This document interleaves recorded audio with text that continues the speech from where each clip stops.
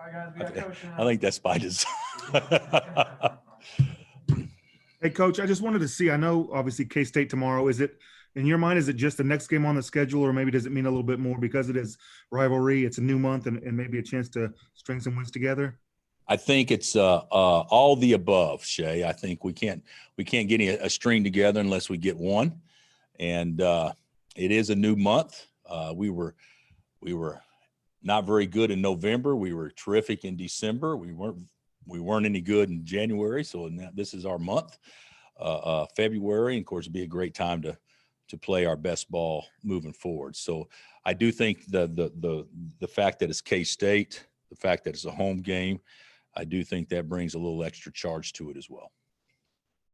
Hey, Coach, I'm sure scouting report, all those things continue to be important, but if you take that away and just look at what your team needs to do or what you want to see them do, what's the one or two things that you want to see regardless of opponent? Well, I'd like to see, obviously, you know, I think I've said this for the most part all year long. I would like to see our energy level improve. I'd like to see our joy playing probably improve. I'd like to see more smiles, you know, those sorts of things. And you said take away scouting report. I think those are the things that's probably more important than a scouting report in order to get guys to maximize their abilities that we have, not only individually but as also as a group. So those would be the things that I would say, you know, enjoy playing with and for each other. I think those are things that this is something that we have consistently done, you know, really well over the years, and it doesn't seem to be that good right now, and especially not as good as what it was in December. So we've shown that we can do it, but it hasn't been consistent at all, I would say, this past month. Have you been able to pinpoint why it's missing? I think there's multiple reasons, but multiple reasons always are also excuses too. So I think there's multiple reasons, but I also think that it's correctable. And now, granted, guys, let's just call it like it is before we kind of get carried away talking about trying to pinpoint losing at Tennessee or not playing well at Tennessee. I'm not sure there was 2 or 3 teams in America that could have beat Tennessee that night. There may be 2. And I'm not positive on that, the way they shot the ball and the way their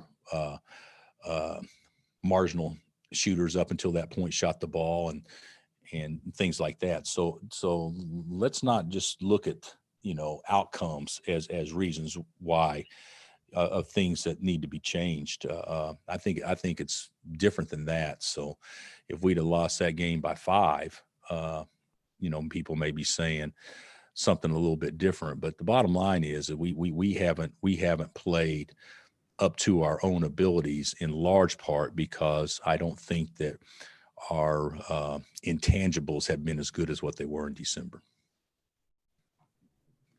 Hey, Bill, how much of shooting do you think is mental and previous shots influencing like the next one? Well, CJ, I mean, you know, if you make 2 5-footers, you feel better over the third one. You know, it's of course, shooting can be mental, but the best shooters or the toughest shooters, they don't remember their misses; they only remember their makes. So I would say that is sometimes a little bit mental. I didn't think Ochai's looked mental at all. I think it looked like he just missed them. You know, whenever you're shooting 3 threes on a possession, then you're probably not worried about missing. You're probably more worried about being aggressive and taking. So I think it goes kind of that. Obviously, seeing 1 or 2 go down gives you confidence.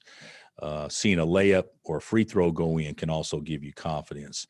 I think that sometimes we take harder shots, and then if we're not successful taking a harder shot, then all of a sudden that can affect your confidence, especially if you're a bench guy, or maybe try to get something easy or easier when you first get in the game. So, but yeah, it's hugely confidence. That's the way it is everywhere. But we don't have guys that that have Mario Chalmers type memories. And I mean that with as the huge compliment. We need to get more of that. Hey, Coach, I asked. Sorry. K-State had a going. guy who make 8 threes. How do you get your perimeter defense where you need it to be?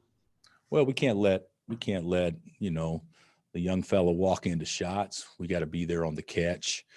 We need to make him put it down, in order to create space rather than getting it off the catch. I think there's things that and that's not really big time coach speak. I think there's things that we need to do to be there on the catch that, in all honesty, we have done a crap job of.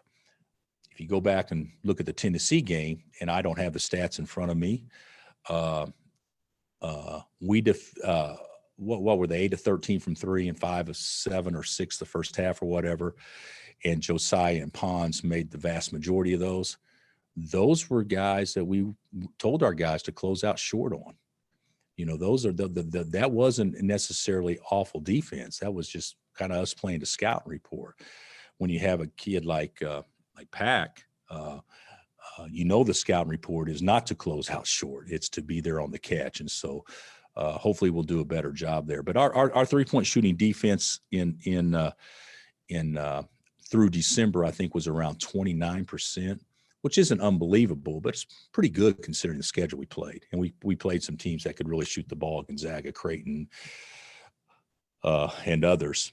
And then our 3-point defense, I think, post January has been around 42%, if I'm not mistaken. So obviously that's a huge, huge difference we have to get better at.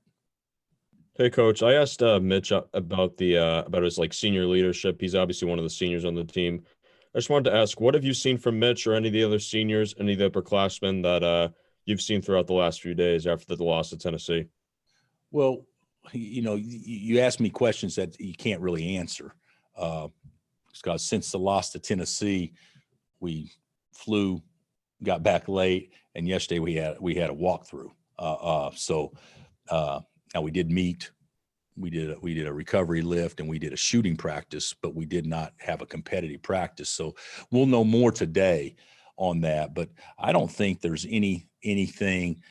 You say, what have we seen since the Tennessee game? I don't know that we've really given anyone a chance to see anything, but we hopefully have had opportunities for those guys to converse and talk to others, although we haven't seen it on the practice court yet. And hopefully that's not something that's just starting now, because if it's starting now, it's about 2.5 months late. Those are things that should be done right from the jump. And I do think we have leadership, and I do think we have some good leadership. I think we have some things that have happened here of late that's not the most positive from a playing standpoint, that's maybe made guys a little bit more difficult for them to have maybe the same type leadership voice as what they've had in the past. But those are things that can be corrected. Every team goes through that. Do you know what to do with the starting lineup tomorrow? Well, we haven't practiced since the game, but yeah, I probably know what we're going to do, but I'm not going to share it with you guys right now because I might change my mind. Coach, when you talk about wanting to see your guys play with a smile on their face and with more joy on the court, yeah, address the challenges of finding the energy and the enthusiasm to do that when they can't get away from basketball, to find energy and enthusiasm from family and friends and the lockdown that they're going through? Well, I think one thing that's happened that's a very big positive is classes started on KU's campus today. So, I mean, I'm excited about that. I drove to work and actually saw about 15 kids out walking to class, which is pretty remarkable considering the wind chill at that particular time. So I thought that was a bonus. But I do think that having students back, even though it'll be a reduced amount and everything, any type of energy level like that is positive. Hey, Coach, after the loss to Texas, you said this was one game out of 26 with not too much to lose. Right now, there are 9 games left to play in the season. What do you think these games will mean to the team? Well, it gives us momentum, hopefully going into what would be the most important season, which would be the third season. And the one thing that I can tell by the tone of the questions, and I think that's a very good question, is the fact that not very many of us in recent years have experienced being 5-4 in the league. My team at Illinois, my second team, which ended up losing to Kansas in the Sweet 16, we weren't 5-4 in the league. We were 4-5 and had to run the table to win the league. I mean, so this is something that is more unknown to you in recent years than it probably is to me. So the next 9 games, I think, are vital. And as far as setting the tone for what type of season we're going to have.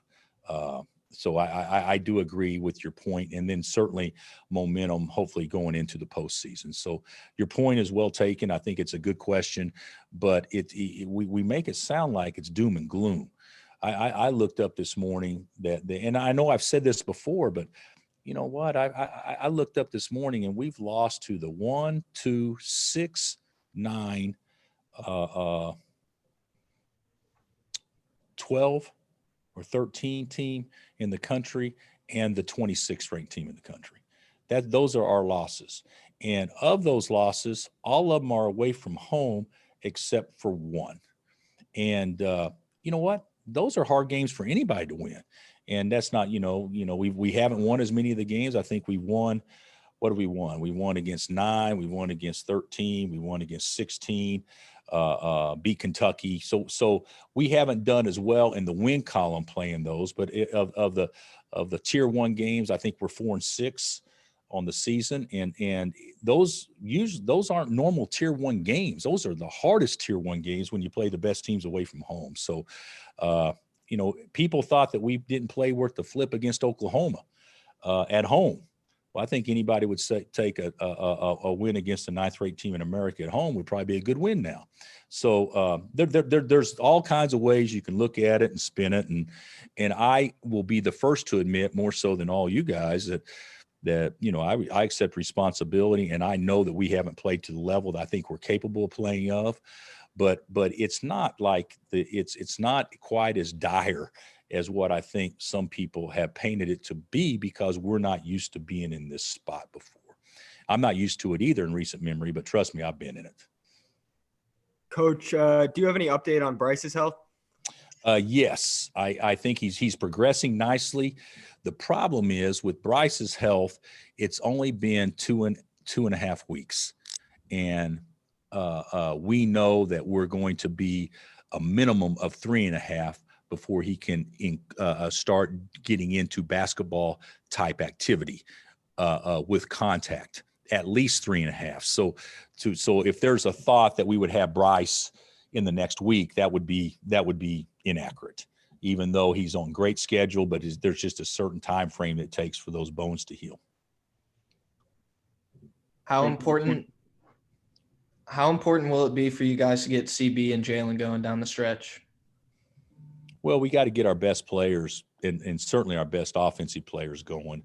I don't think that we're the type of defensive team that can afford not to have the best offensive team players playing well, if in fact we're unless we really turn it up defensively. So I could say I could look at it both ways, but absolutely it's important that we get everybody going. And you mentioned CB and Jalen, and that is totally true and accurate.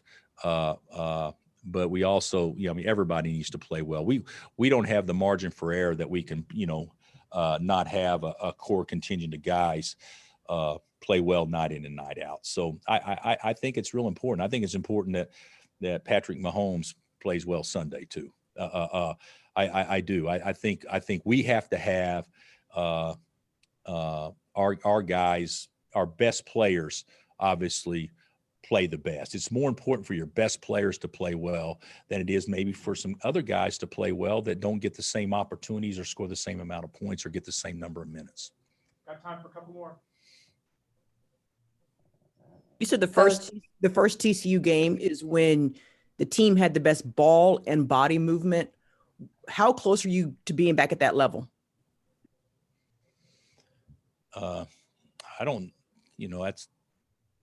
I think it's something that can happen, and I think it can happen anytime. But if you look at it consistently, Kenitra, we haven't done that since that particular game. So if I'm even the games we won, I don't think we have as well. But I will tell you this: so much of it depends on how you guard. There's some teams in this league that guard. So, no matter what, if you can move the ball and do this and do that and force a bad closeout, and then if you can't take advantage of a bad closeout, then that's obviously not very good. So there are things that we can do better. I think we can throw the ball inside more. I think we need to play through our bigs more, through David more, not only as a scorer but a passer, and there's some things that we can do better, but you still got to be able to jump up and make a shot. And that's something we haven't done of late. And usually when teams struggle, you can look at, are they guarding, are they rebounding, and how are they shooting the ball from the perimeter? And I know that we can do all three of those better than what we have been of late.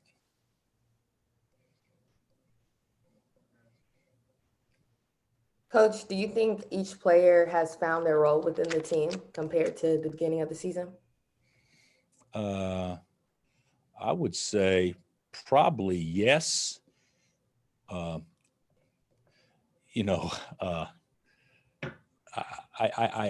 do believe that's the case. But a role, if you say this guy's role is to shoot the ball and he doesn't make shots, that doesn't mean he's not playing to his role. It means that he didn't make shots. And so, yes, I do think to a point I think we can get better. I do think that we have some guys that are competitive, and when things aren't going well, maybe sometimes we take it upon ourselves to try to do some things individually rather than trying to do things to make the game easier for others. I do think that. I also think that comes with any young team. So are we settling in? I think that we are. I think everybody would be able to state to you clearly what their role is, but sometimes we don't play to that. And it's not for unintended reasons. It's just sometimes things happen that don't allow us to do that. And some of those things are outside of our control. All right, Coach. Thank you. Thanks, guys. Coach.